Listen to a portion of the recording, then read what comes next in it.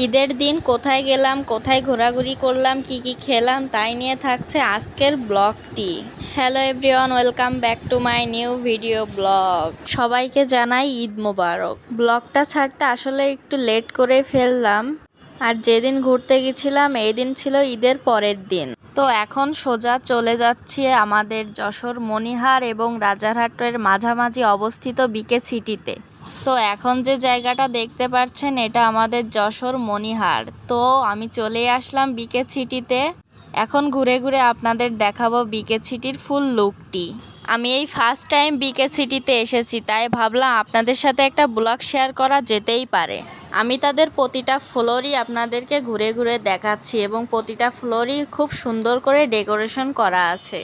এই ডেকোরেশন যশোরে এই প্রথম, এবং এত জায়গা জুড়ে এত বড় একটা রেস্টুরেন্ট আমার চোখে দেখা এই প্রথম। এই ভিউটা দেখতে আমার যে কি ভালো লাগছিল, এবং আমি যখন ক্লিপ নিচ্ছিলাম অনেক সুন্দর এসছে, এবং আমি ঘন ঘন দেখবেন আমি এই ক্লিপটাই নিয়ে আপনাদের সাথে অ্যাড করে দিয়েছি। তাদের এখানে আনলিমিটেড সুইমিং পুলের ব্যবস্থা আছে এবং পার পারসন 300 টাকা করে। আমি যে ঘন ঘন এই লুকটি দেখাচ্ছি, এই লুকটি আপনাদের কাছে কেমন লেগেছে একটু জানাবেন তো। আমার কাছে কিন্তু ভীষণ ভালো লেগেছে, এজন্য আমি ঘুরে ফিরে সেই একই লুকের ক্লিপটা আপনাদের সাথে অ্যাড করে দিচ্ছি। এখানে গেলে মন ভরে পিক তোলার জন্য কিছু কিছু জায়গা আছে, যে জায়গাগুলো দেখলে আপনার আসলে ছবি না তুলে আসতেই পারবেন না। এই যে সুইমিং পুলটা দেখতে পাচ্ছেন, এখানে বাচ্চাদের জন্য আলাদা এবং বড়দের জন্য আলাদা ব্যবস্থা করা আছে, এবং ক্যামেরায় কিন্তু সুইমিং পুলটা ছোট দেখা যাচ্ছে, কিন্তু সামনাসামনি সুইমিং পুলটা অনেক বড়।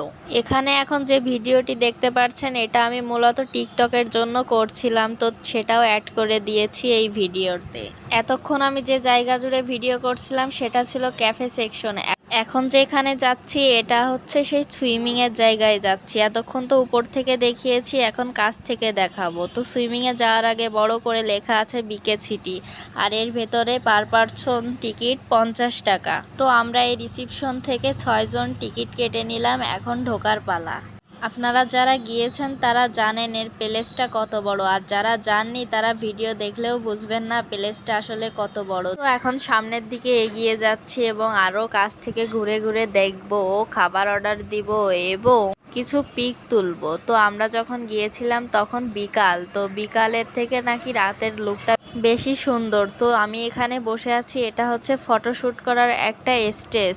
এখানে এমন ছোট ছোট করে অনেক সুন্দর করে স্টেজ আছে, যে স্টেজে বসে আপনি পিক তুলতে পারবেন। তো এই আর কি, এভাবেই ঘুরে ঘুরে দেখানোর চেষ্টা করলাম, এবং আরো এমন ছোট ছোট স্টেজ আছে, সেই স্টেজগুলোর ভিডিও আসলে আমি নিতে পারিনি। তো আমি যেদিন গেছিলাম এখানে অনেক ভিড় ছিল, বসার মতো তেমন কোনো প্লেসই ছিল না। তো এখন এখান থেকে বেরিয়ে পড়ছি, এবং এখান থেকে বেরিয়ে কোথায় যাব সেটাও শেয়ার করব আপনাদের সাথে। এখানে আমার ছোট ভাই আইসক্রিম দেখে আইসক্রিম খাবে, তাই আমি ওর আইসক্রিমের ভিডিওটাও ক্লিপ নিচ্ছিলাম। তো আজকে বিকে সিটির থেকে বিদায় নিচ্ছি, এবং এই বিদায় নিয়ে এখন কোথায় যাচ্ছি সেটা শেয়ার করব আপনাদের সাথে। এই বিকে সিটি থেকে আমি সোজা চলে যাচ্ছি এখন মোলাসেসে। মোলাসেসের ব্লগটি আমার আগেও শেয়ার করা আছে এবং আবার শেয়ার করলাম আপনাদের সাথে।